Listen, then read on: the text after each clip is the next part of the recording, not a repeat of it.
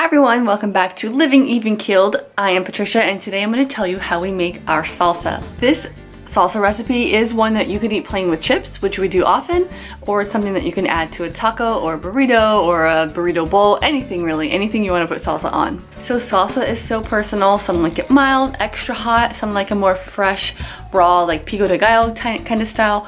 We like our salsa cooked and we're going to show you how we do it. In the recipe we make it really mild. We're only using 3 of the spicy peppers and it was like super mild. The first time we used like a ton, like maybe 30 peppers, and that was pretty spicy. So just kind of be the judge of how spicy you like it. And in the directions I'm going to show you, you can also adjust how much lime, cilantro, salt, all those types of things. So again, like most things, you kind of have to play around with it. Start with our like base recipe and the next time you make it, add or take away to make it more to your taste. Here is the chili we get our spice from. The arbol chili is really good in this, but if you like something else, list it in the comments below. There's so many different types of peppers.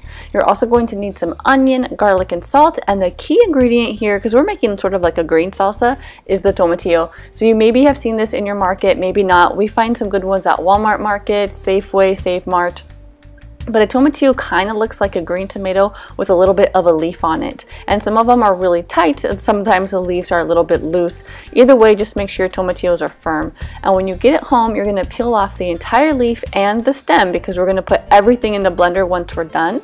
And you'll notice that the tomatillo is kind of sticky, and that's totally normal. That's just the correct way it should feel. So again, just peel everything off, including the little stem, and we put it directly into the pot. And then while it's in the pot, we give it a couple of little rinses. We just want to take off any little dirt or things that might still be on there. 2 or 3 rinses, and then you can fill your pot up and set that to boil. Once that's boiling on the stove, you want to get your garlic on a griddle pan or comal or something. You can leave the peel on. We're going to take that off later. We're also going to grill up some onion and even our peppers here. And so this just gives everything a little bit more flavor. It's like the difference between broiling meat or simmering it and getting a brown on it first kind of thing. So whenever possible, I say go on and do that. If you're going to be doing a lot of peppers and you have kiddos in the house, you guys know the old thing, peppers kind of suffocate the whole house and make every time you breathe in it's like suffocating. So you might want to do it outside if you have a grill or something out there. So you're just looking to add a little color to each of the items here. I don't have a time minute, but you know, once it looks like it's a little charred, go ahead and add it to your pot of tomatillos. But before you add the garlic, you do want to make sure to take off that peel, and it comes off really easily now that they've been grilled, but you do want to be careful because it's hot. So you kind of just open it up, and you can use your fingers or tongs or something, but take that garlic out without the peel and then put it into the pot. Now we're going to add a little salt and we're going to set this to boil. We will also be adding more salt again later on the process, and you can taste it. If it's still bland, you can always add more and re-blend it later on.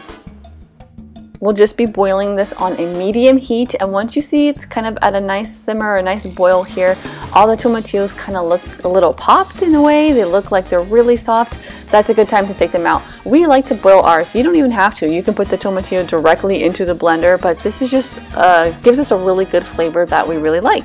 If you don't boil it long enough, nothing's going to happen to you. It might just change the flavor a bit. Then you're going to use a slotted spoon and take all of your ingredients and put them into your blender. And before you give that a blend, you want to add some lime. Lime makes everything better. We're adding the juice of about 1 lime. And we're also adding a big handful of cilantro. We're doing stems and all, just pop it right in. And then this is what I was telling you, we're adding a little more salt at this phase in the blending process. Once it's blended up and you give it a taste, you can decide if you want to add more salt, but you know, little is best because you can't take away once it's all blended. And most likely your food or your chips that you're using have salt on them too, so you do want to take it easy. So here's our finished product. We put it in a Pyrex and kind of pull from it all week, whether we're having a snack or as a condiment with our dinner. Thank you guys for watching. I'll see you next time.